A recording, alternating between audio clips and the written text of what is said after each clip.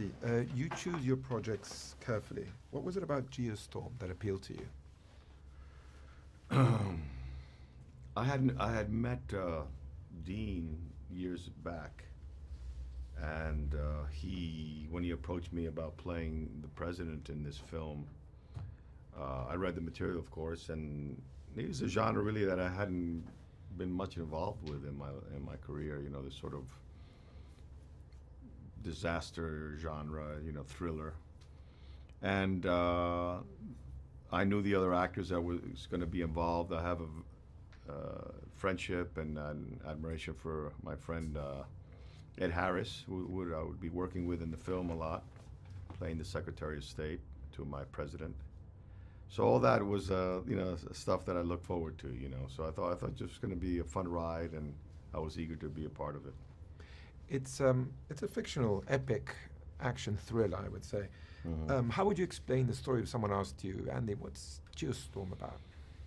I would say, I would say that Geostorm is in it's a specific genre of a sort of a mystery thriller combined, ticking clock thriller combined with a disaster genre.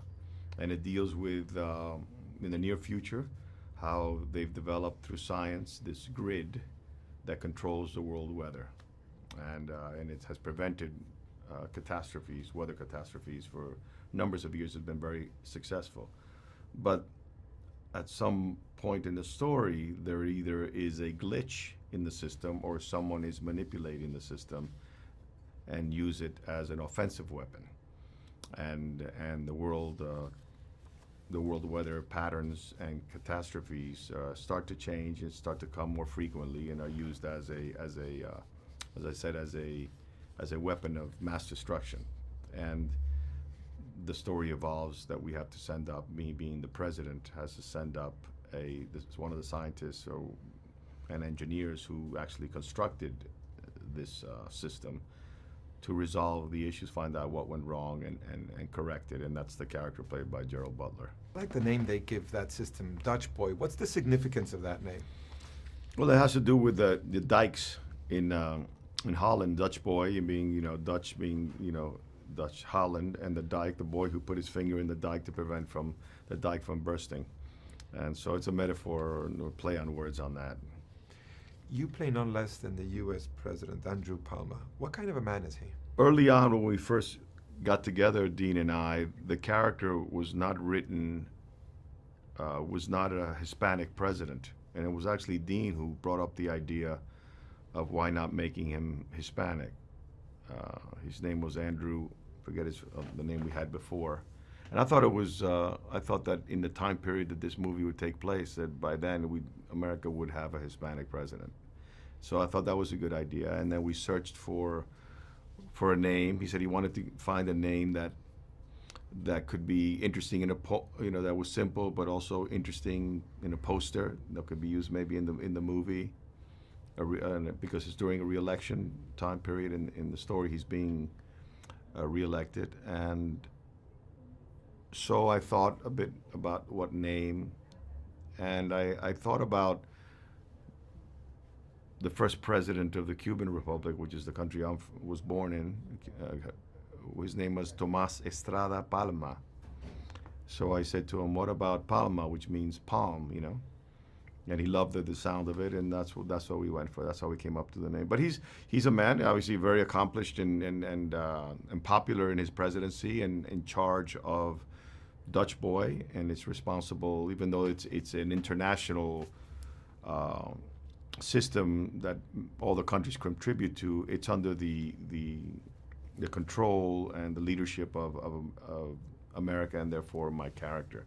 So the issues with that, with the glitches or the potential manipulation of that system, directly involves the president, my character, and the question is he responsible for the glitches? Is he the one manipulating it or not? That's for the audience to discover. It must be a fascinating character to play. I'm wondering what you did to prepare it. Well, you always have to lose yourself, sort of like live truthfully within these imaginary circumstances. So first you have to accept yourself as the president. That's the first thing you have to, take responsibility with a character. Whenever you play a character, you have to accept yourself in that role, and then you begin to draw the parallels that are important for him, that you might share, or how you can make such sort of that internal connection with the character that the person you're playing, and then you lose yourself, in the story, and you try to keep the experience of the story with the stakes as high as possible, and live through it in a spontaneous way. When things start to go wrong, he's a man of action, right? What does he do? Well, I wouldn't consider him an action hero. He's a man of intellect. Action in terms of decision making. So he has to make very specific decisions on how to solve this, and one of them is obviously organizing who he's going to send up there to investigate what's going on, and through the suggestion. And one thing about a president, I think, that or anybody in a leadership position, is you have to open yourself up and be open to good ideas, and having a great team of people around you that you can access good ideas, and ultimately you have to make the final call, but you should be open to receiving those ideas, because sometimes the solution not comes from within you, but comes from the guy at the end of the table. The leadership role of a president, or anybody in corporate business or in a football team or anything, lies in that final decision. Okay, we're going to go this way, or we're going to do this, we're going to punt, or we're going to pass, or we're going to run. What is the decision? Who's going to make the final call and take responsibility? And that would be my character's job and responsibility. And what he does is he sends up Gerald Butler, who is the guy who built that system, to go up there and decide, and investigate. And then he has. But that decision is, by the way, is aided by the character that is played by Jim Sturgis, who's Gerald Butler's brother in the film. And he's the one who kind of stimulates that idea to the president. That's why I mentioned the conceit of recognizing a good idea and acting upon it. I like that dynamic between the two brothers, and with you too. What can you say of these actors, of Gerald and of Jim? Well, it's not an accident that Gerald is starring in this movie, and Jim is one of the principal characters in it. There's a reason why they're there, and they're chosen to be there because they're very talented people, very smart, dynamic in the way you enjoy their performances. For me personally, I worked more in the movie with Jim than with Gerald, but we shared moments together, and from actor to actor, they were a joy to be with. Very generous and very committed. Sort of like all in to the story, and not judging it, but jumping into the story and living it to its fullest. So it was a very positive experience, and like most times when you work in a film, there's a bond that you develop. It's almost like going to war and you've been in a foxhole with somebody, and there's a certain camaraderie or trust that we share as actors, that we know we're looking after one another, and that creates a certain lasting friendship, even if you don't see the other actor for quite some time. Like I just saw them here, that I went to say hi to all of them. I hadn't seen them in years. There's an innate connection that you make in the process of making a movie or being in a play. Those kind of bonds last for a lifetime, really, most of the time. Speaking of that, another great character, an actor playing him, of course, is your Secretary of State, Leonard Deccan, played by, someone of the caliber of Ed Harris. And what can you say about him? Well, I've known Ed many years, contemporaries, and I've been a huge fan of him as an actor always, before I even met him socially or had friendship. So that was one of the things I was greatly looking forward to, because like I said, I admire Ed a lot, and I was looking forward to having that repartee with him on set, not only as characters but as fellow thespians. Sort of a lot of the times, in a movie, the memories of making them are the things that you really, at the end of the day, take away from it, and that's as important as making a great movie, is the time spending during the creative process. So that was one of the important kind of the things that I really look forward to when I was approached with the film, is to sharing that time with Ed because of my admiration of him. Speaking of the creative process, writer-producer Dean Devlin makes his directorial debut with Geostorm. You work with some of the greatest filmmakers of recent times. How would you describe Devlin's style of directing? I think there was an extraordinary enthusiasm to Dean's appetite for this movie, his preparation for it, his work ethic, his generosity to the actors, his playfulness within the concept. You never felt as though there's always obstacles that you have to overcome in a movie when you're making a movie and problem solving. But he never lost his tone of enthusiasm, boyish enthusiasm, I would say, in that process, and created a great workspace to work in.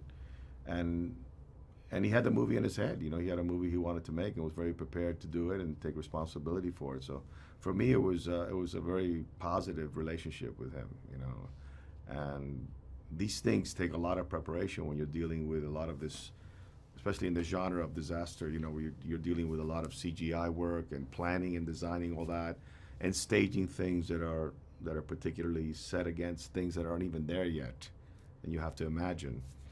And so you have to imagine the cutting patterns and the perspective of where we're at and the scale of it. It's a lot to take on as a director, and he was up to the task and very enthusiastic about it. Following up on what you're saying, and speaking of tone, amongst all the tension, the high stakes, the action, there's also some room for humor, right? Mm-hmm. And that's important too. I certainly hope so. No, yes, of course, you have to keep, humor, the levity in the movie gives a sort of sense of recharging the audience, in the story, so they can go on the next ride, And as we know in life, even in the most tragic situations, there's always the ironic, element of it is always present, So I think humor is such an important part in any story, no matter how deep or how serious it is. There's always room for it, Not making fun of it, but inherently in the relationships of all the characters, there is this is like, for example, there's there's a sequence in the movie where I discover that Abby Cornish and Jim Sturgis' characters are dating, and she's displays such an extraordinary ability as a Secret Service agent that not only am I surprised that they're engaged, I encourage him for him to marry her because she's like a superwoman. So that's humor that comes out of a very serious moment in the movie, but it's the structure of it is set up so you can get a nice laugh, So what audience do you think this is for? I would say for everyone. I would say for the audience and for anybody who enjoys this genre, which is kind of this mystery thriller, ticking clock, disaster genre, with if you're into the extraordinary special effects, and if you lose yourself and empower the possibility of what could happen if a grid like this that controls the world's weather is suddenly what has been established for the good of the world and to save lives is manipulated as an offensive weapon and to spread hatred and vengeance, sort of like create sort of a hell on earth. I think that's a great scenario. Now looking back at it, Andy, how much did you enjoy being a part of Geostorm? I had extraordinary memories, like I said, during the making of it, the relationships that I formed with my fellow thespians, and I still have them today, and that's a blessing. Not only do you get a chance to play, because ultimately we enjoy the idea of playing, and losing ourselves as actors within this imaginary world, and the accomplishment of making a movie, creating something that exists for a long period of time, is and the memories of that creative process is why I do it, and in this case it's all been a positive ride, And it's only been rekindled again because I just saw Gerald and Jim and Abby. We should talk about Abby because we haven't talked about Abby. But having seen them, it just rekindled all the positive enjoyment of the making of the film for me. We should talk about Abby because she's a strong character. Yes, very important character. And in the I movie. think also very important and adds to that dynamic of relationships that you were mentioning, right? Well, you know, when you're giving her, you know, this sort of like Wonder Woman, you know, character in the film, you know, someone of extreme competence, intelligence, wit, strength, sense of purpose, sense of integrity, dignity, and also bringing to the movie the element of the love story, you know. But when the camera pans to any actor, the audience has to immediately say, I buy this character in this role. I'm all in to now tell me the story.